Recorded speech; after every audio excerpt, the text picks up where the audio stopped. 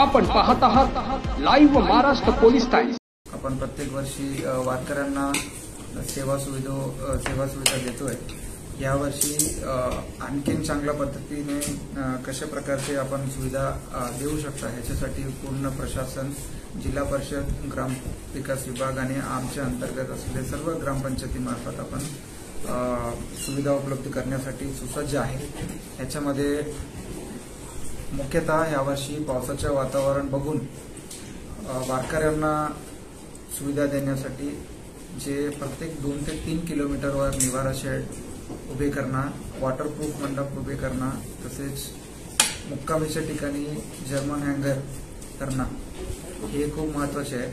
मागच्या वर्षी जवळपास 3,15,000 स्क्वेअर फूटचे आपण मंडप आणि जर्मन हँगर उभे केले होते। यावर्षी पावसाचे वातावरण बघून आपण जवळपास 7,12,000 स्क्वेअर फूट पर्यंत आपण ही सुविधा उपलब्ध करतोय, म्हणजे जवळपास 2 ते 2.5 पट आपण वाढवलेली आहे।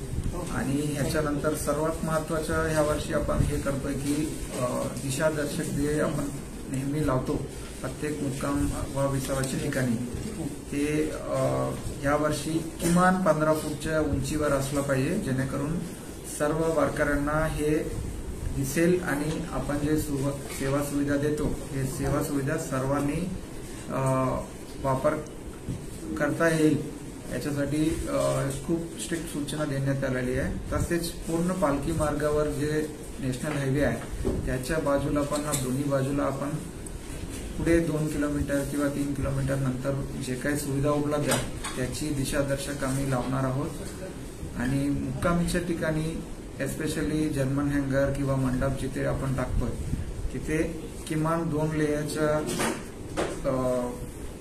कार्पेट असला पाहिजे।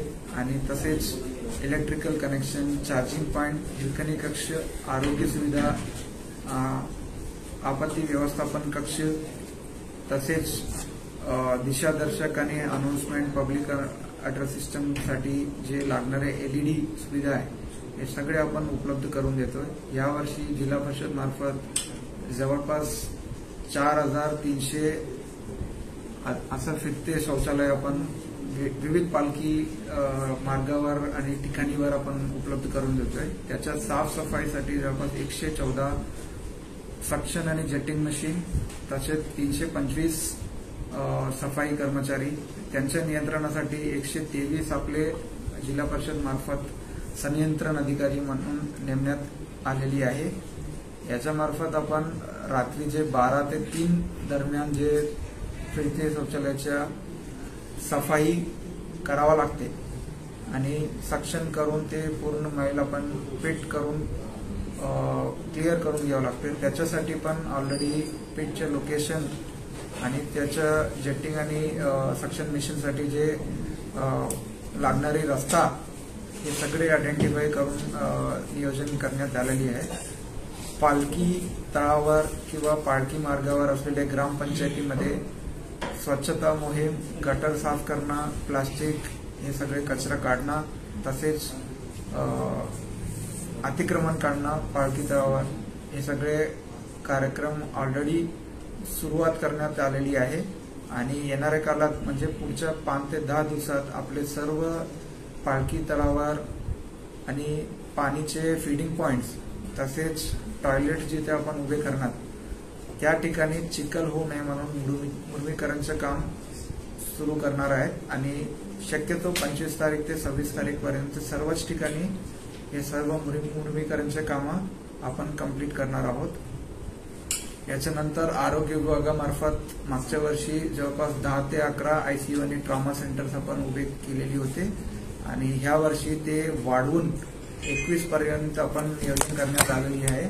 ते 21 पण असं नियोजन करण्यात आलेले आहे जिथे आपल्याला एखादा अपघात होण्याची शक्यता आहे किंवा चेंगराचेंगरी होण्याची शक्यता आहे, त्या ठिकाणी त्याच्या जवळच्या ठिकाणी आपण ICU आणि ट्रॉमा केअर युनिटची नियोजन करण्यात आले आहे, जेणेकरून प्रत्येक ICU किंवा ट्रॉमा सेंटरमध्ये किमान 5 ICU बेड असलं पाहिजे। आणि जे काही लागणारे इक्विपमेंट, डॉक्टर एस्पेशली विशेष तज्ञ जसं की ऑर्थोपेडिशियन, अनेस्थेटिस्ट आणि फिजिशियन, जनरल सर्जन हे सगळे विशेषज्ञ डॉक्टरची सुविधा पण आपण उपलब्ध करून देतोय. आमदार जयकुमार गोरे सर यांच्या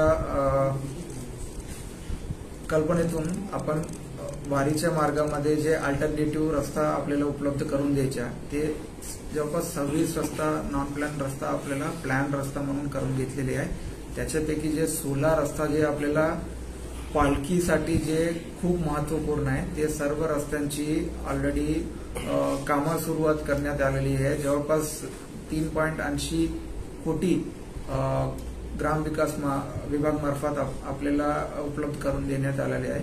आणि हे सर्व रस्ता झाल्यानंतर आपल्याला वाहतूक जे कोंडी आहे, एस्पेशली पालखीच्या वेळी जे वाहतुकीच्या अडचणी येत असतात किंवा आपल्याला अत्यावश्यक सेवा जसं की अँब्युलन्स, फायर किंवा शासकीय वाहन किंवा शौचालयाचे सक्शन मशीन, इंजेक्टिंग मशीन हे सगळे जाण्यासाठी जे रस्ता आपल्याला पाहिजे, हे रस्त्यामध्ये कुठेही अडचण होणार नाही आणि वारकऱ्यांना पण अडचण होणार नाही. हे पूर्ण नियोजन करण्यात आलेले आहे. सध्या कामं सुरू आहे. पुढच्या 1 आठवड्यात आपलं सर्व जे रस्त्यांचे कामं आहे हे सगळे संपणार आहेत.